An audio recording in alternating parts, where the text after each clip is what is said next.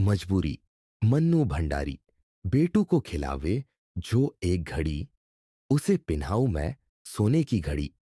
बेटू को खिलावे जो एक पहर, उसे दिलाऊं मैं सोने की मोहर। बूढ़ी अम्मा जोर जोर से यह लोरी गा रही थी और लाल मिट्टी से कमरा लीप रही थी। उनके घोंसले जैसे बालों में से एक मोटी सी लट निकलकर उनके चेहरे पर लटक आई थी और उनके हिलते हुए सिर के साथ हिल हिलकर मानो लोरी पर ताल ठोक रही थी। बर्तन मलने के लिए आई नर्मदा ने जब यह देखा तो हैरत में आ गई। बोली, अम्मा, ये क्या हो रहा है? कल तो गठिया में जुड़ी पड़ी थी, दर्द के मारे तन बदन की सुध नहीं थी, और आज ऐसी सर्दी में आंगन लीपने बैठ गई। एक क्षण को अम्मा का हाथ रुका, फिर पुलकित स्वर में वे बोली, अरे नर्मदा, मेरा बेटू आ रहा है कल। और फिर गाने के लहजे में बोली, बेटू मेरा आवेगा। ओहो हो, तो रामेश्वर लल्ला आ रहे हैं कल।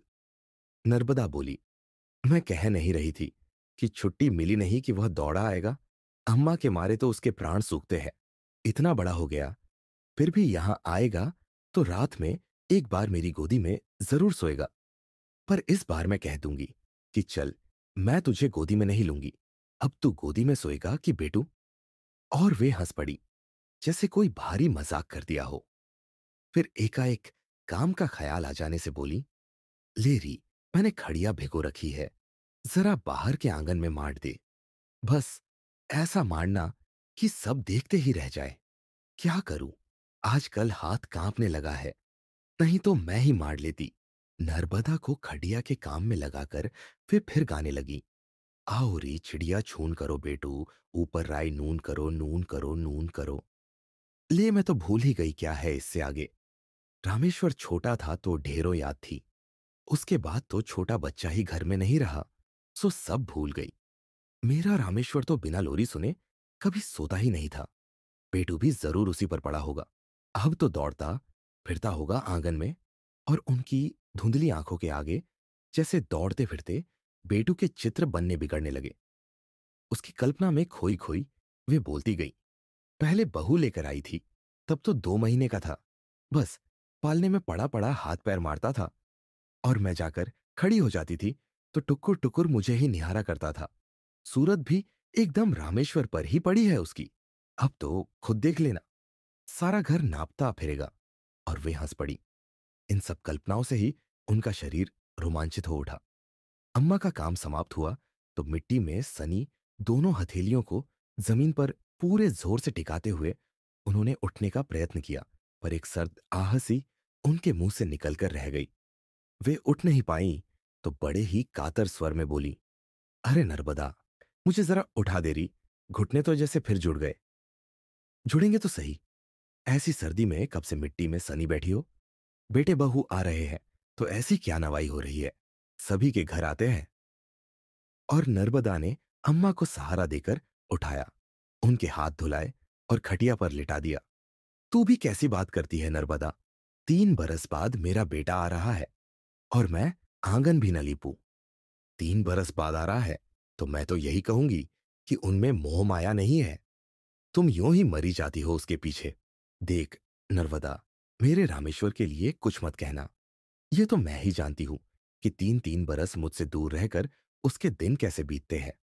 पर क्या करे, नौकरी जो आखिर नौकरी ही है। मेरे पास आज लाखों का धन होता तो बेटे को यूं नौकरी करने परदेस नहीं दुरा देती। पर, और उनके कुछ क्षण पहले पुलकते चेहरे पर मायूसी छा गई, आंखें अनायास ही डबडबाईं। नर्मदा यहां बरसों से काम करती है, अम्मा के लिए उसके मन में अपार श्रद्धा है, पर बेटे के प्रसंग को लेकर वह जब तब उनका दिल दुखा दिया करती है। कुछ और खरी खोटी सुनाने का उसका मन हो रहा था, पर आज वह मानो अम्मा पर तरस छाकर चुप रह गई। जब तक वह काम करती रही, अम्मा शून्य में ताकती जाने क्या सोती रही, बोली एक शब्द भी नहीं। जब वह जाने लगी तो न चाहकर भी उन्हें कहना पड़ा, तू जाते समय ग्वाले को कहती जाना कि कल जल्दी दूध दे जाए, और अब से दूध ज्यादा लगेगा। बच्चे वाले घर में तो दूध पूरा ही रहना चाहिए, और जब तक वे लोग यहां रहे तब तक तू चौका बर्तन करके यहीं रहा करना। घर में 5 प्राणी रहते हैं तो काम तो निकल ही आता है, फिर बच्चे का साथ रहेगा, देने लेने की चिंता मत करना। मैं रामेश्वर को 1 कहूंगी तो वह 5 देगा। कुछ तो गढ़िया के दर्द ने और कुछ नर्मदा की बातों ने अम्मा का उत्साह तोड़ दिया। बहुत से काम उन्होंने सोच रखे थे, पर वे कुछ न कर सकी। बस अपनी बाट पर पड़े पड़े भूली बिसरी लोरियां याद करके गुनगुनाती रही। धीरे धीरे रात के अंधकार में उनके मन की मायूसी भी डूब गई और वे भोर होने से पहले ही उठ बैठी। घुटने का दर्द मन के उत्साह में खो गया और बेटे पोते से मिलने की उमंग में मौसम की ठंडक भी जैसे जाती रही। 7 बजते बजते तो वे सब घर ही पहुंच जाएंगे। 7 छोटा बच्चा है, दूध तो गर्म करके रख ही दूं। फिर उन दोनों को भी तो चाय की आदत होगी। ऐसी सर्दी में चाय तैयार नहीं मिलेगी तो अम्मा को क्या कहेंगे भला। दूसरा, चूल्हा भी जला दूं, नहाने को गर्म पानी भी तो चाहिएगा। उस कड़कती सर्दी में ठिठुरते ठिठुरते अम्मा ने बेटे बहू को गर्म करने के सारे आयोजन कर डाले। फिर सोचा, लगे हाथ तरकारी भी काट ही दूं, नहीं तो वह इधर आएंगे और उधर मैं चूल्हे में सिर देकर बैठ जाऊंगी। 3 बरसों में मेरा बेटा आ रहा है, घड़ी दो घड़ी उससे बात भी नहीं करूंगी। इनका क्या, ये तो अपने राजी खुशी पूछकर औषधालय चल देंगे। तरकारी भी कट गई, अब क्या करे। अम्मा अपने को इतना व्यस्त कर देना चाहती थी जिससे प्रतीक्षा के बोझिल क्षण महसूस न हो, पर समय जैसे बीत ही नहीं रहा था। तभी दूर कहीं घोड़ों के घुंघरुओं की आवाज आई और तांगा अम्मा के घर के सामने रुका। अम्मा पागलों की तरह दरवाजे की ओर दौड़ पड़ी। रामेश्वर की गोद से उन्होंने झपटकर बच्चे को ऐसे छीना मानो किसी चोर उचक्के के हाथ से वे अपने बच्चे को छीन रही हो, और कसकर उससे सीने से चिपका लिया। चरण छूते हुए रामेश्वर की पीठ पर हाथ फेरते हुए दूसरे हाथ के घेरे में उसे भी लपेट लिया। बच्चा एकाएक इतना प्यार और शारीरिक कष्ट पाकर रो उठा और मां के पास जाने के लिए मचलने लगा। वे उसके आंसू पोंछने लगी और उनकी अपनी आंखों से भी आंसुओं की धारा बहने लगी। पुचकारने पर भी जब बच्चा चुप नहीं हुआ तो बहू की ओर बढ़ाते हुए उन्होंने कहा, अभी मुझे पहचानता नहीं, एक बार मुझे पहचानने लगेगा तो छोड़ेगा नहीं। उपेक्षित सी एक और खड़ी बहू ने बच्चे को ले लिया। चाय पानी हो गया और रामेश्वर नहाने चला गया तो अम्मा ने बहू को अकेले पाकर कहा, खबर तो दी होती बहू कि तुम्हारे बच्चा होने वाला है। बहू ने झेंपते हुए उत्तर दिया, यह भी कोई लिखने की बात थी अम्मा। फिर जरा रुकते रुकते कहा, मानो कहने का साहस बटोर रही हो, अम्मा इस बार बेटू को आप ही रखेंगी। जैसे भी हो, मैं यहां हूं, तब तक उसे अपने से हिला लीजिए। मैं तो इसके मारे ही परेशान थी, दो दो को तो। अम्मा आंख फाड़ फाड़ कर ऐसे देख रही थी मानो जो कुछ सुन रही है उस पर विश्वास करे या नहीं। फिर एकाएक बोल पड़ी, तुम कह क्या रही हो बहू, बेटू को मेरे पास छोड़ जाओगी, मेरे पास? सच? हे भगवान, तुम्हारी सब साध पूरी हो, तुम बड़भागी हो। मेरे इस सोने घर में एक बच्चा रहेगा, मेरा तो जन्म सफल हो जाएगा। फिर वे एकाएक रो पड़ी, तुम क्या जानो बहू, अपने कलेजे के टुकड़े को निकालकर बंबई भेज दिया। रामेश्वर के बिना यह घर तो मसान जैसा लगता है। ठहरे संत आदमी, दीन दुनिया से कोई मतलब नहीं। मैं अकेली ये पहाड़ जैसे दिन कैसे काटती हूं सो मैं ही जानती हूं। भगवान तुम्हें दूसरा भी बेटा दे, तुम उसे पाल लेना। मैं समझेंगी तुमने मेरा रामेश्वर लेकर मुझे अपना रामेश्वर दे दिया। पर देखो, अपनी बात से मुड़ना नहीं। मैं तभी रामेश्वर ने ठिठुरते हुए रसोई में प्रवेश किया। अम्मा, एक अंगीठी जरा इधर रख दो। बंबई में रहकर तो सर्दी सहने की आदत नहीं रही, यहां तो नहाते ही जैसे जम गया। अम्मा ने अंगीठी रामेश्वर के पास सरका दी। तभी रामेश्वर का ध्यान अम्मा के कपड़ों की ओर गया। ये क्या अम्मा, तुम कुछ भी गर्म कपड़ा नहीं पहने हो, सर्दी खा गई तो बीमार पड़ जाओगी। फिर तुम्हें गठिया की भी तो तकलीफ है, ऐसे कैसे चलेगा? ना हो तो बनवा लो कपड़े, रुपए मैं दे दूंगा। पर यह सब अनसुना करके अम्मा बोली, देख, आज बहू ने कह दिया है कि बेटू अब मेरे पास रहेगा, तू कहीं टाल मत जाना। बात पक्की हो गई, आज से बेटू मेरा हुआ। अरे हम सभी तो तुम्हारे हैं अम्मा। बोलो, नहीं है? परिहास के स्वर में रामेश्वर बोला, हो क्यों नहीं, मेरे नहीं तो और किसके हो? पर बेटू आज से मेरे पास रहेगा, अम्मा ने कहा। तभी वैद्यराज जी कुछ खाली शीशियां लेकर आए। अम्मा बोली, सुनते हो भी, इस बार बेटू यहीं रहेगा। बेचारी बहू खुद अभी बच्ची है, दो दो को कैसे संभालेगी? और फिर पहले बच्चे पर तो यूं भी दादी का हक होता है। उनके हाथों को गति बढ़ गई थी और वे अब उठने बैठने में जरा भी तकलीफ महसूस नहीं कर रही थी। दोपहर को नर्मदा से भी अम्मा ने कहा, बहू के तो फिर बच्चा होने वाला है, बेचारी दो दो को कैसे संभालेगी? सो मुझसे कहने लगी, अम्मा, बेटू को तो तुम्हें तुम्हें ही रखना पड़ेगा। उसे कहने में बड़ा संकोच हो रहा था कि मुझे बुढ़ापे में तकलीफ होगी। पर तू ही बता, घर के बच्चे को रखने में कैसी तकलीफ भला? ऐसे समय में घर के ही लोग काम ना आएंगे तो कौन आएंगे भला? इसके बाद घर में जो कोई भी आया उसे यही खबर सुनाई गई।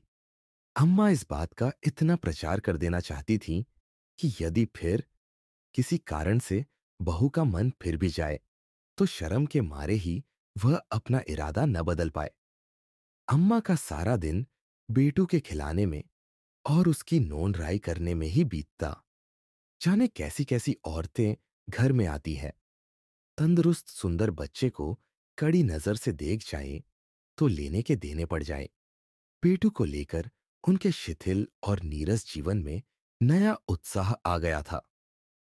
घुटनों के दर्द के मारे कहां तो वे अपने शरीर का बोझ ही नहीं ढो पाती थी और कहां अब वे बेटू को लादे फिरती है। शाम को उसके साथ आंख मिचौनी खेलती, बेटू का घोड़ा बनकर आंगन में दौड़ती फिरती। बेटू के साथ साथ उनका भी जैसे बचपन लौट आया था। देखने वाले अम्मा के पागलपन पर हंसते, पर इसकी उन्हें जरा भी चिंता नहीं थी। रामेश्वर ने टोका, अम्मा, क्यों उसे लादे फिरती हो? यूं ही तुम्हारे घुटनों में दर्द रहता है। तो बिगड़ पड़ी। कैसी बातें करता है रामेश्वर? उसमें भी कोई वजन है जो उठाना भारी पड़े? फूल जैसा तो हल्का है। खाली खाली दोनों बेला मिलते टोक दिया। मां बाप की नजर ही सबसे ज्यादा लगती है बच्चों को, तभी तो बेटू एक दिन ठीक नहीं रहता। निश्चित समय पर दूध पिलाना, शीशी में दूध भरना, बाद में उसकी सफाई करना आदि सब काम अम्मा के लिए बिल्कुल नए थे। उन्होंने तो रामेश्वर को अपने ढंग से पाला था। जब बच्चा रोया, झट दूध पिला दिया। दूध के लिए भी समय देखना पड़ता है। ये बात उनके लिए एकदम नई थी। 2 साल तक तो उन्होंने रामेश्वर को अपना दूध पिलाया था। उसके बाद गिलास से पिलाती थी यह शीशी। का नखरा उस जमाने में था ही नहीं और होगा भी तो शहरों में। पर रमा से बड़ी लगन और तत्परता से जिद करके औषधालय की दीवार घड़ी, जो पिछले 20 वर्षों से वहीं लगी थी, उतरवाकर घर में लगवाई और घड़ी देखना सीखा। उनके एकाकी जीवन में समय का कोई महत्व ही नहीं था। न पति को दफ्तर जाना पड़ता था, न बच्चों को स्कूल, जो समय पर कोई काम करना पड़े। पर अब एकाएक ही उन्हें घड़ी की आवश्यकता महसूस होने लगी थी। यूं तो उनकी याददाश्त बड़ी कमजोर थी, पर दूध के समय उन्होंने जो याद किए, ये उनको वह कभी नहीं भूली। शुरू शुरू में यह सब उन्हें बड़ा अटपटा सा लगा, पर फिर भी वे सारा काम बड़ी सतर्कता से करती। शीशी में दूध भरते समय उनका बूढ़ा हाथ अक्सर कांप जाया करता था और दूध बाहर को गिर जाता था। उस समय वे एक असफल विद्यार्थी की तरह सफाई पेश करती थीं। बहुत जल्दी सीख लूंगी। बहुजरा सा हाथ कांप गया था। फिर शीशी का मुंह भी तो कितना छोटा है। उनका कहने का भाव ऐसा होता मानो वे कह रही हो कि इस छोटी सी गलती के कारण ही कहीं तुम बेटू को मत ले जाना। 20 दिन बाद जब बहू ने अपनी मां के घर प्रयाण किया तो बेटू ने न जिद की, न वह रोया। हिमाओं के कड़े नियंत्रण के बाद दादी के असीम दुलार में रहना, जहां कोई बंधन नहीं, अंकुश नहीं, बेटू को बड़ा अच्छा लगा। बहू चली गई। अम्मा ने निश्चिंतता की सांस ली।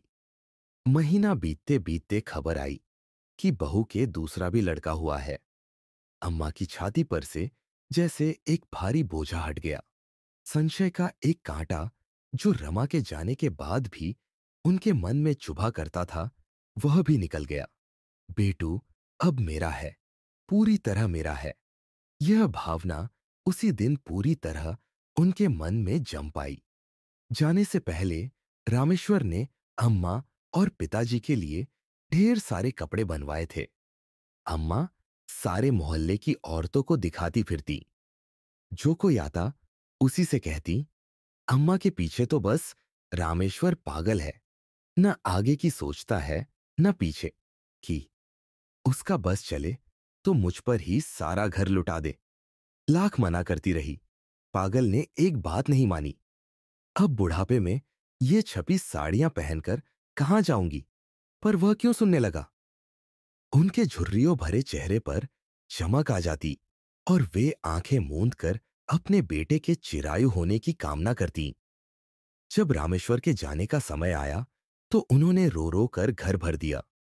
हिचकियां लेते हुए बोली, देख रामेश्वर, यह 3-3 बरस तक घर का मुंह न देखने वाली बात अब नहीं चलेगी। साल में एक बार तो आ ही जाया कर। मेरे लाल, नौकरी की जगह नौकरी है और माँ बाप की जगह माँ बाप।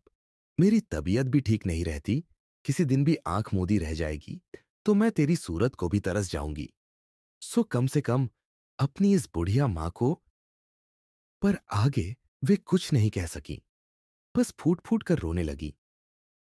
आंसू भरी आंखों से वे रामेश्वर के तांगे को तब तक देखती रहीं जब तक वह आंखों से ओझल नहीं हो गया।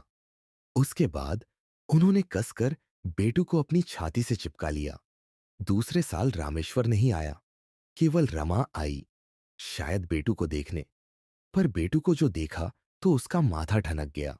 जिस बेटू को वह छोड़ गई थी और जिसे अब वह देख रही है, दोनों में ये से को में कोई सामंजस्य ही नहीं था। बात बात में उसकी जिद देखकर रमा का खून खौल जाता। खाना वह दादी अम्मा के हाथ से खाता और सारे दिन चरता रहता था। रात में सोता तो दादी माँ के दोनों अंगूठे पकड़कर सोता और जब तक दादी अम्मा उसे लोरी नहीं सुनाती तब तक उसे नींद नहीं आती थी। सारे दिन दादी अम्मा की धोती का पल्ला पकड़कर उनके पीछे पीछे घूमा करता और शाम को गली मोहल्ले के गंदे गंदे बच्चों के बीच खेलता। उसे देखकर कौन कहेगा कि यह एक पढ़ी लिखी सभ्य लड़की का बच्चा है। घर के सामने से जो कोई भी फेरी वाला निकल जाता उससे बेटू कुछ न कुछ जरूर खरीदता। न दिलवाने से जमीन आसमान एक कर देता और मचल मचल कर सारे आंगन में लौटता। आखिर रमा को जबान खोलनी ही पड़ी। अम्मा, आपने तो इसे बिगाड़ कर धूल कर रखा है, इस तरह कैसे चलेगा।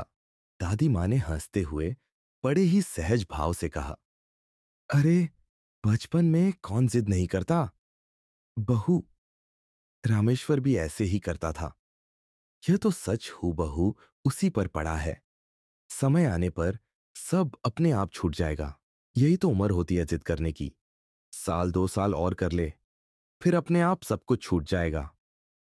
और वे मुग्ध भाव से गोद में बैठे हुए बेटू के बालों में अंगुलियों चलाने लगी। रमा खून का घूंट पीकर रह गई। रमा की इच्छा हुई कि बेटू को अपने साथ लेती जाए, पर 1 साल का पप्पू ही उसे इतना परेशान करता था कि दोनों को एक साथ रखने का साहस नहीं हुआ। बंबई जाते ही उसने अम्मा के पास जरा खरी खरी भाषा में पत्र पहुंचाने आरंभ कर दिए। जैसे ही वह 4 साल का हुआ, रमा ने लिख दिया कि अम्मा अब उसे वहां के नर्सरी स्कूल में भर्ती करवा दें, कम से कम कुछ तमीज तो सीखेगा। चिट्ठियां पढ़ती तो अम्मा को लगता बहू का दिमाग बौरा गया है। भला 4 साल का दूध पीता बच्चा कहीं स्कूल जा सकता है। रमा के पत्र आते रहे और अम्मा का ढर्रा अपने ढंग से चलता रहा। 2 साल बाद फिर रमा और रामेश्वर अपने 3 साल के पप्पू को लेकर आए। पप्पू ने अंग्रेजी की छोटी छोटी कविताएं याद कर रखी थी और बड़े अदब के साथ बोलता था। अभी 2 महीने पहले ही रमा ने उसे वहां के अंग्रेजी स्कूल में भर्ती करवाया था, पर बेटू वैसा ही था जैसा रमा उसे छोड़ गई थी। उम्र में वह जरूर बड़ा हो गया था, बाकी सब कुछ वैसा ही था। रमा उठते बैठते रामेश्वर से कहती, जैसे भी हो, इस बार बेटू को अपने साथ लेकर ही जाना होगा। यही हाल रहा तो इसकी जिंदगी चौपट हो जाएगी, यह भी कोई ढंग है भला। अम्मा को बड़ा दुख होगा। फिर बेटू तुम्हारे पास जरा भी तो नहीं आता। वह अम्मा को छोड़कर कैसे रहेगा? ये सारी बातें सोच लो। रामेश्वर इस प्रसंग को जैसे यलना चाहता था। अम्मा के दुख की बात मैं मानती हूं, रमा ने अपने आवेश को दबाते हुए कहा, पर जब उन्हें लिखा कि स्कूल में डाल दो तो उनसे नहीं हुआ। जैसे बताती हूं वैसे तो रखती नहीं। अब इनके 2 दिन के सुख के लिए बच्चे का सारा भविष्य बिगाड़ कर रख दूं। उसका गला भर्रा आया था। रामेश्वर बेचारा धर्म संकट में था। उसे पत्नी की बातों में भी सार नजर आता था और वह अम्मा की भावनाओं को भी ठेस नहीं पहुंचाना चाहता था।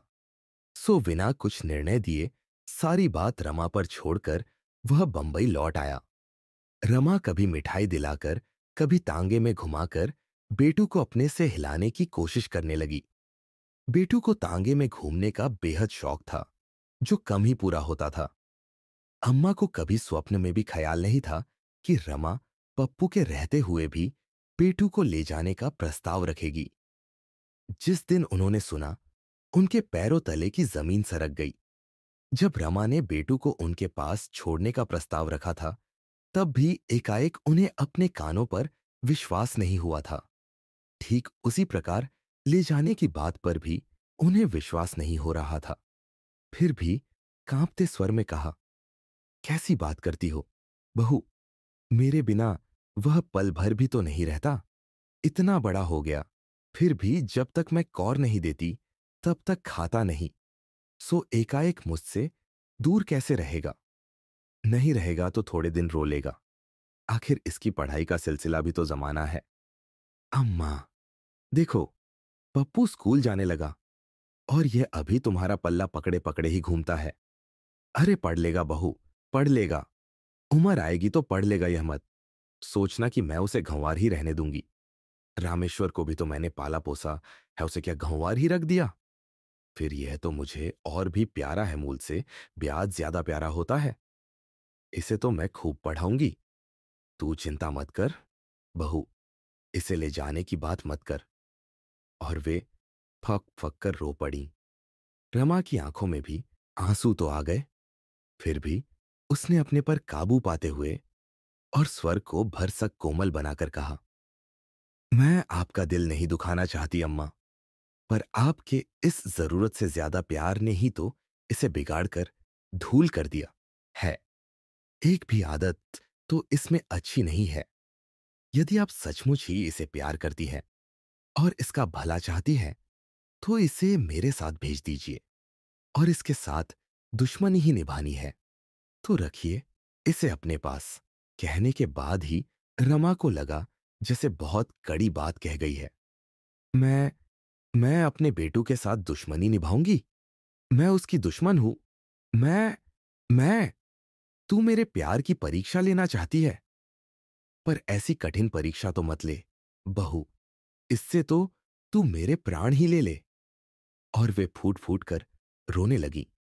कुछ देर बाद एकाएक स्वर संयत करती हुई बोली, ले जा बहू, ले जा। मेरा बेटू फूले फले, पढ़ लिख कर लायक बने, इससे बढ़कर खुशी की बात मेरे लिए और क्या हो सकती है?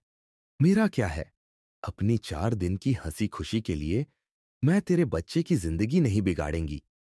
मैं अनपढ़ गांववार औरत ठहरी, इसे लायक कहां से बनाऊंगी? तू इसे ले जा। 4 दिन को मेरी जिंदगी में हंसी खुशी आ गई, इसी में तेरा बड़ा जस मानूंगी। और रमा कुछ कहे उसके पहले ही उन्होंने रसोई घर में आकर भीतर से किवाड़ बंद कर लिए। रमा को खुद इस बात से बड़ा दुख हो रहा था, पर बच्चे की बात सोचकर वह निर्णय बदलने में अपने को असमर्थ पा रही थी। यही सोच सोचकर वह अपने मन को तसल्ली दे रही थी कि समय का मरहम अम्मा के घाव को अपने आप भर देगा। 2 दिन बाद औषधालय के एकमात्र नौकर और दोनों बच्चों को लेकर रमा अपनी मां के यहां चल पड़ी। बेटू को बताया ही नहीं गया कि रमा उसे अपने साथ ले जा रही है। रोज की भांति तांगे में घूमने के लालच से वह चला गया। जाते समय कह गया, दादी मां, मैं तेरे लिए मिठाई और गोली लेकर आऊंगा। दादी अम्मा ने उसे कलेजे से लगा लिया। एक बार उनकी इच्छा हुई कि वह बेटू को बता दे कि रमा उसे हमेशा के लिए उनसे अलग करके ले जा रही है, पर फिर भी वे चुप रहीं। उसके बाद जो भी कोई घर में आया, अपार आश्चर्य से उसने पूछा, अरे, बहू बेटू को ले गई? तुम तो कहती थी कि बेटू अब तुम्हारे पास ही रहेगा। अम्मा को लगा जैसे किसी ने उनके कलेजे पर गरम सलाख दाग दी हो। तिलमिलाकर जवाब देती, कहती तो थी, पर अब रखा नहीं जाता। गठिया के मारे मेरा तो उठना बैठना तक हराम हो रहा है, सो मैंने ही कह दिया कि बहू, अब पप्पू बड़ा हुआ सो बेटू को ले जाओ। अरे अम्मा, एक पल तो तुम उसे छोड़ती नहीं थी, अब रह लोगी उसके बिना? नहीं रह सकती तो भेजती ही क्यों? अब ये कोई बच्चे पालने की उम्र है भला? जिसकी थाती उसी को सौंपी। बुढ़ापा है, कुछ भजन पूजन ही कर लूं। उसके मारे तो मेरा सब कुछ छूट गया था। बड़े ही संदिग्ध भाव से अम्मा की इस दलील को औरतें स्वीकार कर पाती थीं। आज अम्मा के पास कोई काम नहीं था करने को, सो खाली आंगन में दर्दीले स्वर में एक लोरी गुनगुना रही थी। शाम को गुब्बारे वाला आया, बुढ़िया के बाल वाला आया, मिठाई के खिलौने बेचने वाला आया, तो बुझे स्वर में अम्मा ने सबको यही जवाब दिया, जाओ भाई, जाओ। आज तुम्हारा ग्राहक नहीं है, उसे मैंने उसकी अम्मा के साथ भेज दिया। अब यहां मत आया करो, कभी मत आया करो, कोई तुम्हारी चीज नहीं खरीदेगा। और उनका मन सुबक उठता, पर उनकी आंखों के आंसू जैसे सूख गए थे। तीसरे दिन औषधालय का नौकर वापस आया तो सबसे पहले खबर दी कि दादी अम्मा को याद करते करते बेटू को बुखार आ गया और वह उसे भरे बुखार में छोड़कर आया है। वह रमा के हाथ से न कुछ खाता है, न दवाई पीता है। अम्मा ने सुना तो ऊपर की सांस ऊपर और नीचे की सांस नीचे रह गई। वे पागलों की भांति दौड़ती हुई औषधालय में पहुंची। अरे सुनते हो, बेटू रो रो कर बीमार हो गया है। मैं तो पहले ही जानती थी कि वह मेरे बिना रहेगा नहीं, पर बहू को कौन समझाए। अब तो रात की गाड़ी से ही जाकर मुझे उसे लाना होगा। वह तो रो रो कर जान दे देगा। हे भगवान, मेरी मति पर भी पत्थर पड़ गए थे। जो बहू की बात मान गई। अम्मा रोती थी और कपड़े ठीक करती जाती थी। नर्मदा आई तो आश्चर्य से बोली, कहाँ की तैयारी कर रही हो अम्मा? अरे, शिब्बू बहू को छोड़कर लौटा तो बताया कि बेटू ने तो रो रो कर बुखार चढ़ा लिया। मैं तो भेजकर अपनी तरफ से निश्चिंत हो गई थी, पर वह रह सकता है क्या? उसके तो प्राण मुझ में कुछ ऐसे पड़ गए थे कि क्या बताऊं। कोई अगले जन्म का संस्कार ही समझ और अब जाकर लाना पड़ेगा, नहीं तो छोरा रो रो कर प्राण दे देगा। गर्व और आनंद से उनकी छाती फूल गई। तीसरे दिन ही बेटू को लेकर वे लौट आई। जिसने देखा उसी ने कहा, अरे, 4 दिन में ही बच्चा सूख गया। सूखेगा नहीं, कुछ तो खाया नहीं और एक पल को आंसू नहीं टूटा। मैं तो सोचती थी कि बहू के हवाले करके सुख से पूजा पाठ करूंगी, पर अब यह रहता भी तो नहीं। 1 साल उन्होंने इसी प्रकार निकाल दिया। रमा बंबई से आई और फिर बेटू का वही रवैया देखा तो सोचा कि वह उसे सीधे बंबई ले जाती तो यह सारा कांड नहीं होता। अम्मा बंबई तक आ नहीं सकती थी, सो एक बार फिर दादी मां को रुलाकर उनके मना करने पर भी वह बेटू को लेकर बंबई के लिए चल पड़ी। जाने किस आशा से अम्मा ने सारी जमा पूंजी खर्च करके शिब्बू को साथ कर दिया। रमा मना करती रही कि अब दोनों बच्चे बड़े हैं और वह संभाल लेगी, पर अम्मा ने शिब्बू को साथ भेज ही दिया। दूसरे दिन से जो कोई भी आता, अम्मा उसी के सामने यह मनौती मानती कि किसी तरह बेटू रमा के पास हिल जाए तो वह 1.25 का प्रसाद चढ़ाएंगी। उच्च स्वर से वह रात दिन रट लगाए रहती कि बेटू मुझे किसी तरह भूल जाए। पर 7 दिनों के बाद जब शिब्बू लौट कर आया तो वह ऐसे दौड़ पड़ी मानो वह बेटू को लेकर ही आया हो। झपट कर उन्होंने पूछा, मेरा बेटू कहाँ है? मेरा बेटू ठीक है। शिब्बू, तुझे मैंने किस लिए भेजा था? उनका स्वर बुरी तरह कांप रहा था। इस बार तो अम्मा, बहू जी ने बेटू को हिला लिया। वहां बहू जी के मकान में बहुत सारे बच्चे हैं। उन सबसे दोस्ती हो गई, सो खूब खेलता है। ट्राम, बस, बगीचे, झूले इन सब में उसका मन लग गया। शिब्बू ने बताया तो अम्मा शून्य पथराई आंखों से उसे ऐसे देख रही थी मानो कुछ समझ ही नहीं रही हो।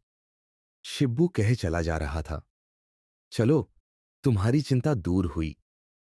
मैं तो अम्मा 2 दिन इसी मारे ज्यादा रुक गया कि कहीं रोया तो अपने साथ ले आऊंगा। पर इस बार बहू जी ने उसे समझा दिया और वह भी समझ गया। अब वहां जम जाएगा। अब तो तुम प्रसाद चढ़ाओ अम्मा और मजे से भजन पूजन करो। एकाएक जैसे अम्मा की चेतना लौट आई। क्या कहा? बेटू, मुझे भूल गया। सज, मेरी बड़ी चिंता दूर हुई। इस बार भगवान ने मेरी सुन ली। जरूर प्रसाद चढ़ाऊंगी रे। मेरे बच्चे के जी का क्लेश मिटा। मैं प्रसाद नहीं चढ़ाऊंगी भला। और फिर गीली आंखों और कांपते हाथों से उन्होंने जेब से 1.25 निकालकर शिब्बू को देते हुए कहा, ले पेड़े, लेता आ। अब प्रसाद चढ़ाकर बांट ही दूं। कौन? नर्मदा? सुना? नर्मदा, बेटू मुझे भूल गया, बस भूल ही गया। और उन्होंने भर भर आती आंखें आंचल से पोंछी और हंस पड़ी।